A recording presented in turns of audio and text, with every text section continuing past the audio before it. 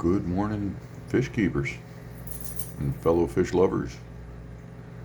Um, a little bit of a somber morning today. Uh, you know, most of you know that I've been, struggling with a little small fish that wasn't growing. I called her handlebar. She was a little deformed. She was a C-grade discus. Um, she was one of the German stinkers, like these. When I brought them home last fall, she was smaller than the rest to begin with. Again, her lower fins here, they were deformed. They were like hooked. It almost reminds me of a tongue-tied human the way they looked. And she would only eat bloodworms since I brought her home. She, I, I made sure she didn't have parasites 10 times over. She always pooped clean. She just would only eat bloodworms, and some of them are like that, and they don't get over it.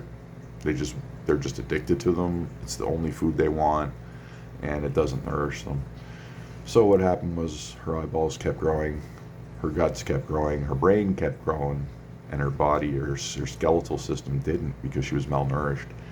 And I did everything under the sun to try and get her to eat other foods. She just wouldn't do it. So sometimes they're just born that way, and you can just do everything humanly possible for them, and they just won't eat what they should. So it's unfortunate, but she got to that point where the encephalitis, basically her brain grew too big for her brain case. It probably causes a massive headache.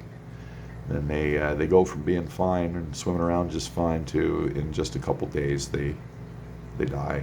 They get to that point and it's time to die. So that's what you can expect if you stunt a discus in the 4-inch range for any given reason, whether it's your fault or not your fault. It will die. It will die for the reason I just described, and there will be nothing you can do about it. So I think she was probably only 3-inch, and she stayed there since last fall. So you can see why it happened. Everybody else is looking pretty good, and we're just gonna keep soldiering on. And that's just room for another fish in the tank now. We'll get another one, and the strong will survive. And Mother Nature always operates on that code. She wouldn't have even had the opportunity to live this long in the wild. So I did my best for her, and I guess we'll leave it at that for today and keep it short. So yeah, I just wanted you to know I don't hide the bad stuff here. I tell you everything that's happening. So let's go take a little peek at the Oscar. I haven't done that in a few days. Oh, here's our Oscar friend doing well. He's happy. I've given him breakfast already.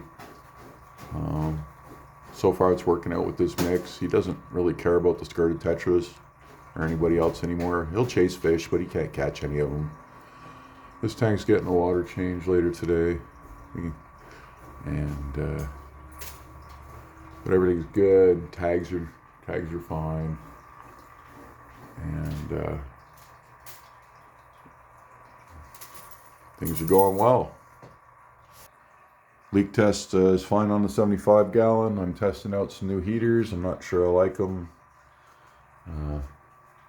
They are not heating this tank up very quickly. It's only gone up basically a degree since last night, and there's two 200-watt heaters in there. I'm going to have to send these back, I believe. I don't think they're working right. They're certainly not behaving like 200-watt heaters. Mind you, there's no circulation in the tank yet. That might be affecting me. When I reach in and touch them, they're warm. They're not hot.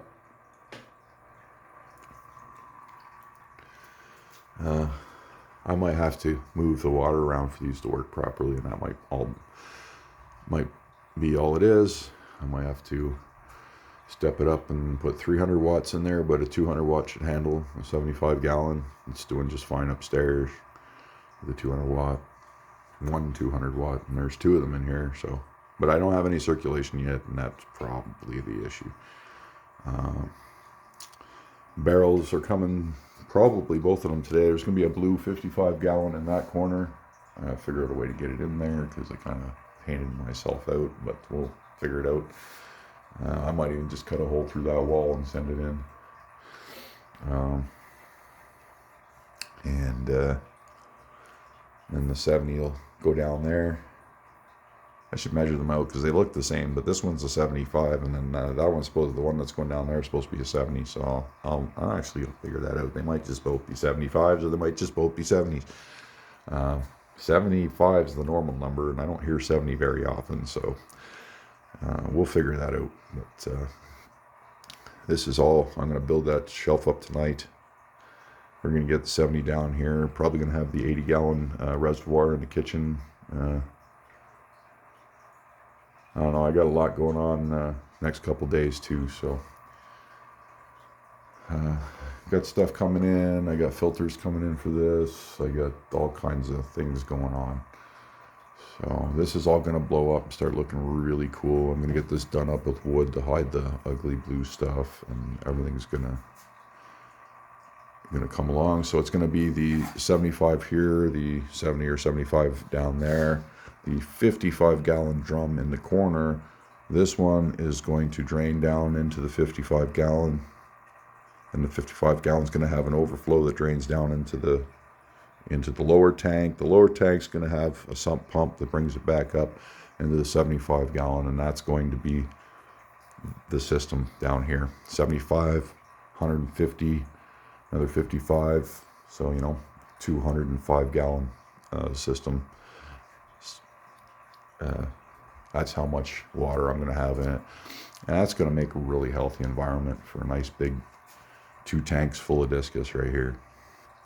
And then I'm going to put a 30 gallon breeder down there, and I got to get a couple more 30 gallon breeders. Probably actually going to set them up down there, and things are going to look pretty nice down here when we get everything going.